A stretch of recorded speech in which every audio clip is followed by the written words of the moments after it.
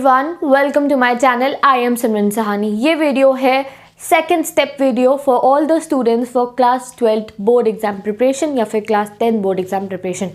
अब हम मोस्टली हमेशा जिस भी वीडियो बनाते हैं उसमें यही बात करते हैं कैसे सिलेबस कंप्लीट होगा, बट आज की ये वीडियो का टॉपिक है योर रिविजन टेक्निक। देखो, जब तक आप पढ़ाई करते रहो, जब तक रिविजन नहीं होता है ना, तब तक तुम्हारा सेकेंड स्टेप जो है वो फुलफिल नहीं होता है। तुम पढ़ते रहो बेवकूफ़ों की तरह, बट जब तक तुम रिवीजन नहीं करोगे तब तक जो स्टडी है वो कंप्लीट नहीं होती है। हमारे माइंड का स्ट्रक्चर ही ऐसा होता है कि थोड़ी देर बाद हम चीज़ों को भूलना शुरू कर देते हैं, तो इसीलिए उन चीज़ों को वापस से रिवाइज करना इज़ वेरी इंपॉर्टेंट।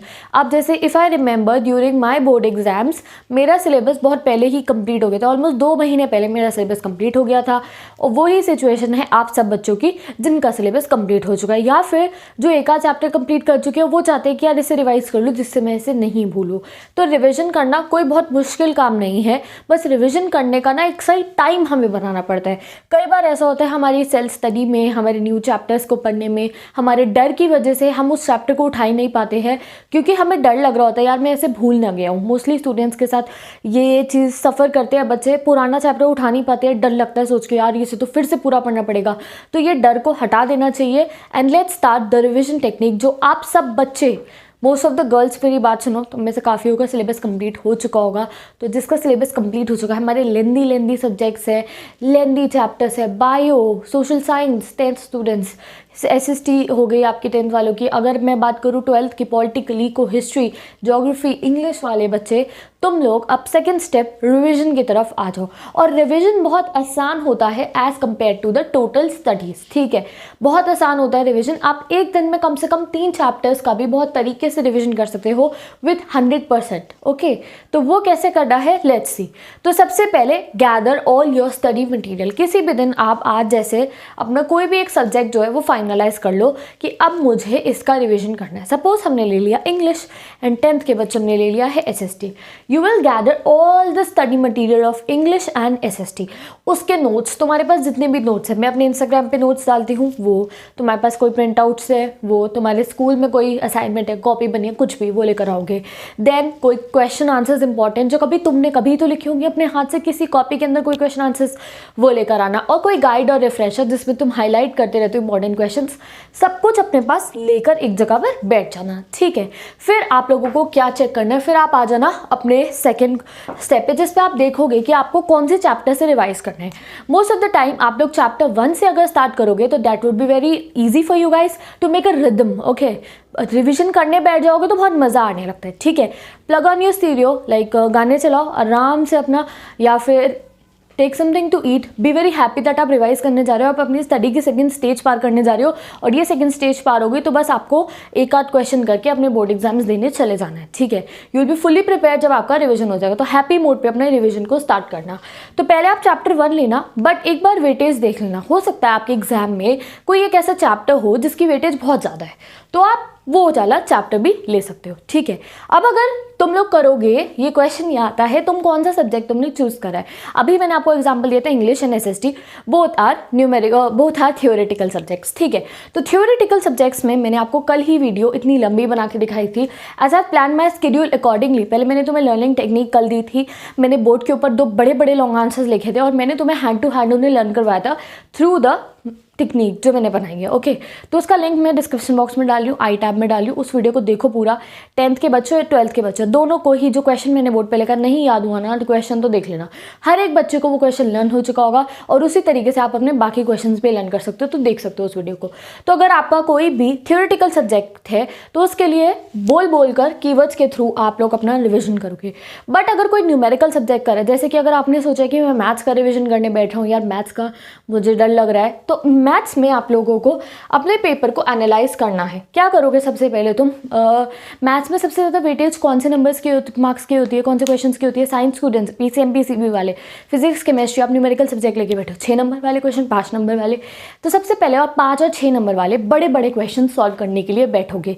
अपने पास में बुक्स रखना और उन्हें सॉल्व करने की कोशिश करना। कहीं पर अगर तुम अटक जाते हो उन क्वेश्चन के अंदर तो कोई बात नहीं, अपने डाउट्स को ऑन द स्पॉट उसी टाइम क्लियर करना।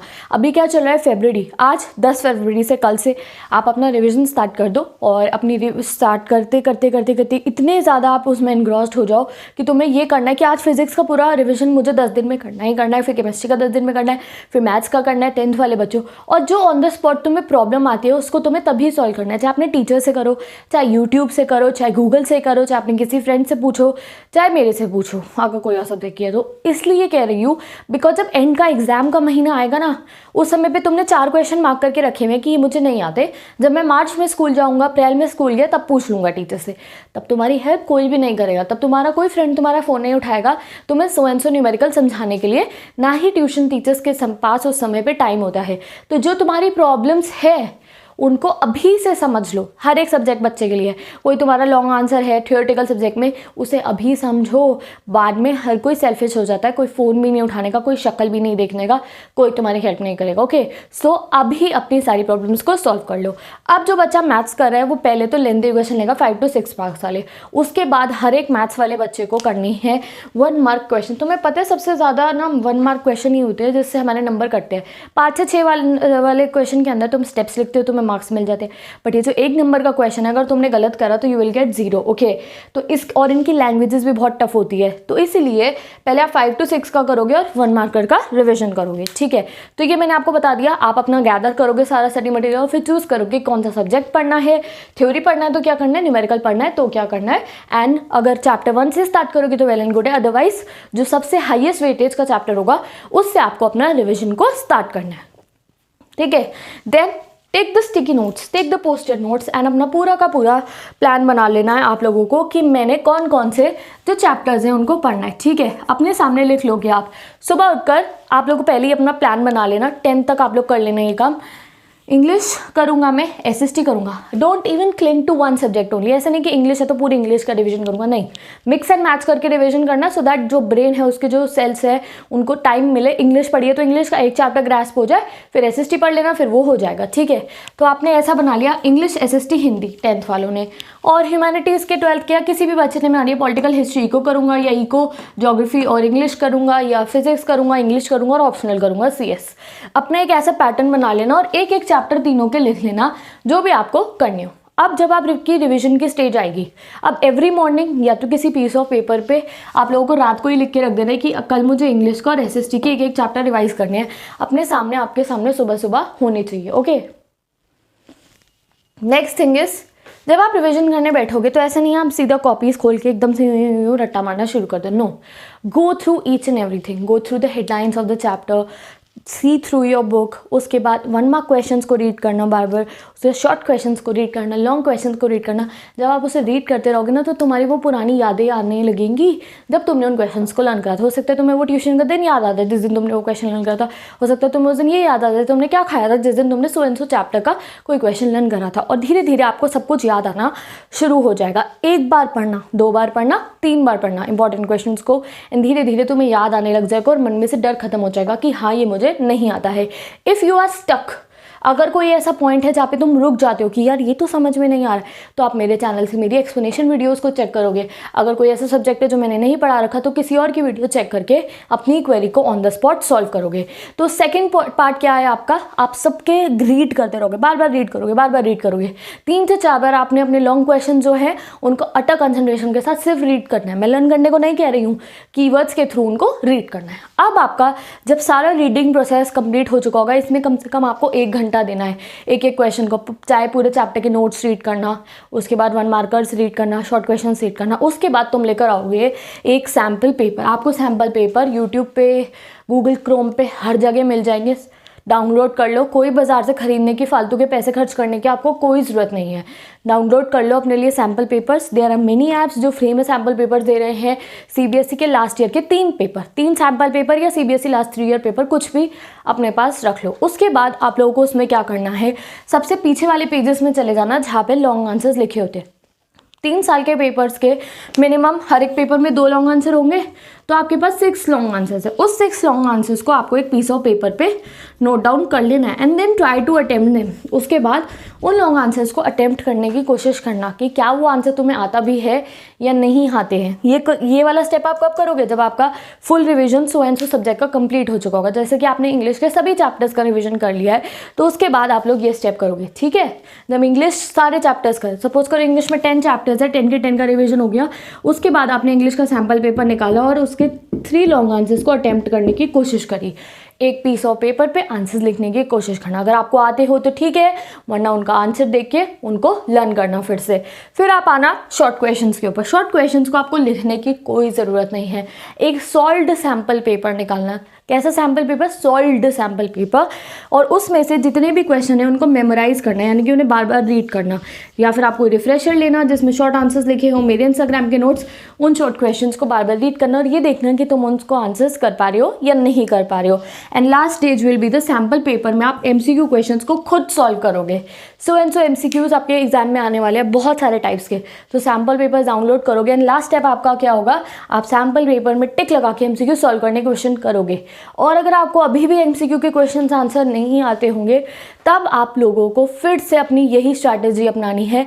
चैप्टर के मिड पोर्शंस को पढ़ना है सो दैट तुम MCQ आंसर कर पाओ। इंपॉर्टेंट MCQs रिफ्रेशर में से, मेरी वीडियोस में से चेक करने हैं and then you will be fully prepared with your exam, ठीक है।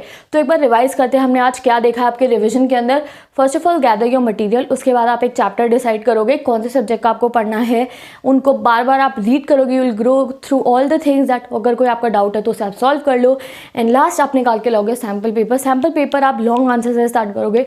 लॉन्ग आंसर खुद से अटेम्प्ट करने की, लिखने की कोशिश करोगे। शॉर्ट आंसर्स को बस रीड करोगे और MCQ क्वेश्चंस को टिक करना है आपको। सारे MCQ क्वेश्चंस टिक करके आपको अपनी जो प्रोग्रेस है उसको चेक करना है। एंड येस, बीच बीच में I will be conducting test for all the students. And ये आप खुद के लिए भी कर सकते हो। अगर कोई बच्चा रिवाइज कर रहा है, सपोज करो तो हमने इंग्लिश का फर्स्ट चैप्टर लर्न कर लिया है, तो उसके पीछे NCERT जो बैक क्वेश्चंस दिए होते हैं, उन्हीं 4 NCERT बैक क्वेश्चंस को लिखने की कोशिश करना है या अपने माइंड में ही उनको आंसर करने की कोशिश करना। If you are able to answer them then you are prepared with the chapter. If you are not able to answer them then you are not prepared. सबसे ईजी है NCERT बैक क्वेश्चन को ही solve करने की कोशिश कर लेना। अगर वो भी तुम्हें आते हैं तो there is no need to worry, okay. So I hope ये वीडियो आपको हेल्प करेगी। Just get into the revision mode all the students, those who want to get 99% in their board exams. तो अब second step लेने की बारी आ चुकी है। Get ready for revision. If you have any queries, ask me down in the comment section. I have provided links of some important video that you should watch before doing your revision practices. How to study for your I have given many videos.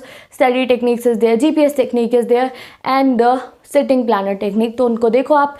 Best timetable is also there for you guys so that you can manage your school extra activities and your studies. So go and watch that video and share this video with all your classmates. And if you haven't subscribed to my channel, do subscribe to my channel, and I'll meet you in the next video.